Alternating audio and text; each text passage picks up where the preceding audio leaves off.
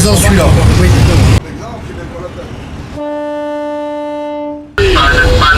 Ici le conseil c'est l'information numéro 1. Début panne. Signalons. Faut derrière, si dans la houle de l'arrière, plus qu'il va vite et plus que... Exactement, mais mieux il est lancé là-dessus. Il n'a pas changé. J'étais de 69 jusqu'en 90 sur le premier Clémenceau et de 90 jusqu'en 2003 et j'étais à la limite de ma retraite, donc j'avais 65 ans.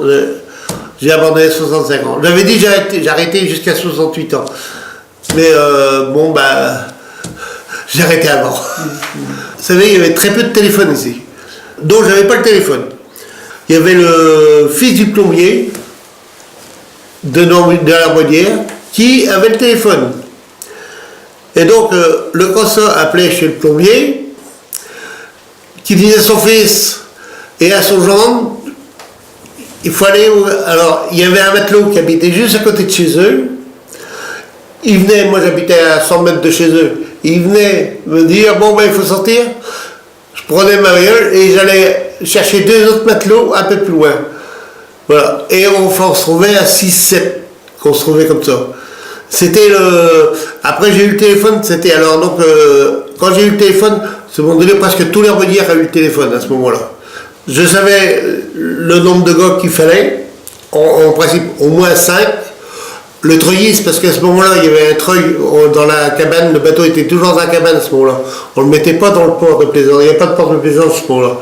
Donc on le mettait dans la cabane, et il y avait... on ne pouvait pas le mettre nous, parce que c'était un treuil anglais. Et le treuil anglais, c'était le contrat des treuils français. Le treuil français, pour embrayer, on tire dessus. Le treuil anglais, faut faire le contraire. Et il fallait pas lâcher tout d'un seul coup, il fallait aller doucement.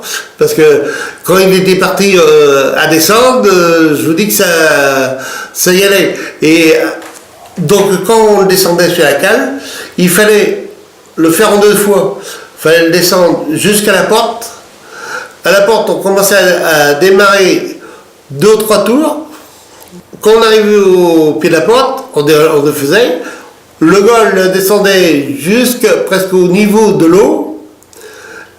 Il fallait voir s'il y avait des marques, il fallait voir s'il y avait assez d'eau.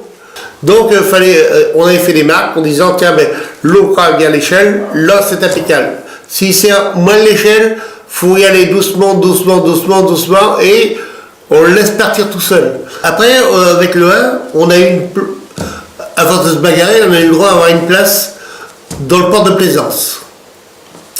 Dans le port de plaisance, s'il y a une chose, il fallait pas rester trop longtemps. Parce que l'été, il y avait plein de... Mais c'était l'été qu'on sentait beaucoup, l'hiver, on sentait presque pas.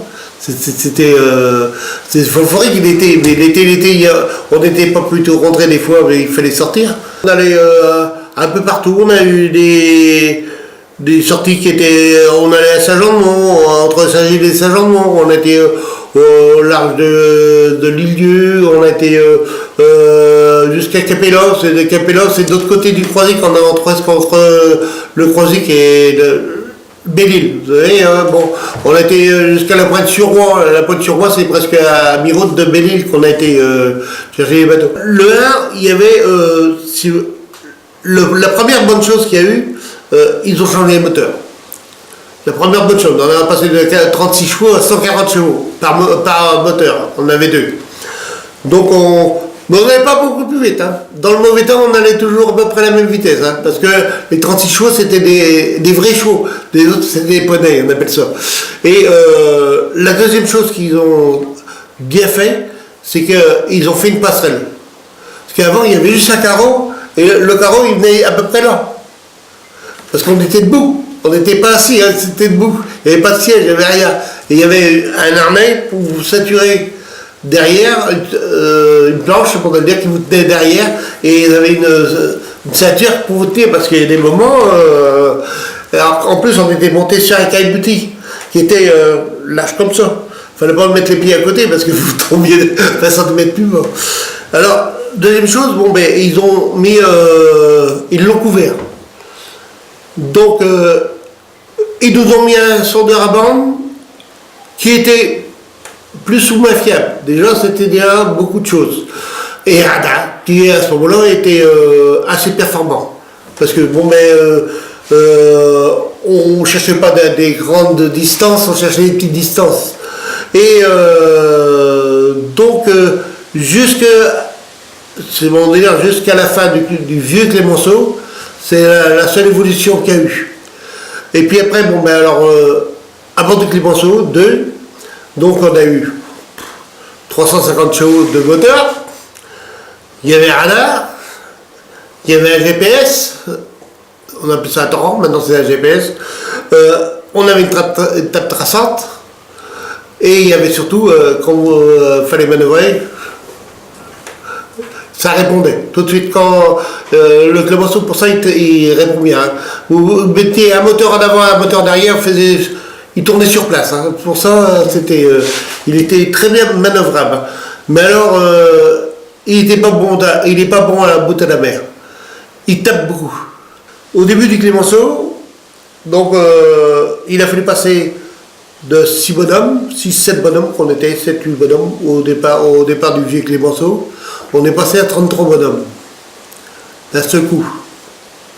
Et dans ces bonhommes, il y avait des marins, il y avait un boulanger, il y avait un maçon, il y avait des gars il y avait un gars qui était à la retraite, de marine nationale, qui était à la retraite. Il y avait des gars qui étaient plus ou moins marins. Il y avait quelques patrons, parce que sur l'ancien Clémenceau, parce que tous les gars, ils étaient patrons. Donc, ils connaissaient vraiment le coin. C'est nous qu'on a programmé tout le premier samedi du mois, à 16h, on sort. C'est nous qu'on a programmé ça. Les autres, ils ne le faisaient pas. Maintenant, ils le font. 15 minutes au plus tard, les gars, on partait, nous. Qu'on soit 6, 7, 8 ou 9, quand le patron disait, quand je disais, bon, mais les gars, ça fait, allez, on y va. Et on partait à 5, 6, 7 des fois. Et des fois, les gars, ils étaient sur le ponton, mais trop tard, on était partis. On faisait pas marche arrière, on s'en allait. Ça gueulait, des fois ça gueulait, d'autres fois ils n'étaient pas contents, mais c'était pas grave. Alors on a demandé à Alice de porter la couronne, qui, le jour du baptême du bateau de sauvetage de Clémenceau. Il y a M. Houdin, il y a M. De Villiers, il y a sa femme, il y a... Je voudrais saluer l'ensemble de ces sauveteurs et saluer pour l'occasion celui qui a été le premier patron emblématique du Clémenceau 3 qui est avec nous ici cet après-midi, Gustave, qui a repris pour l'occasion la place qui est la sienne ici au cœur de cette SNSM parmi ces hommes qu'il a su conduire partout dans toutes les interventions que la SNSM a été amenée à faire. Merci à toi Gustave, merci à ta famille et merci à toi Jean-Pierre d'avoir eu ce beau geste. 1, 2, 3.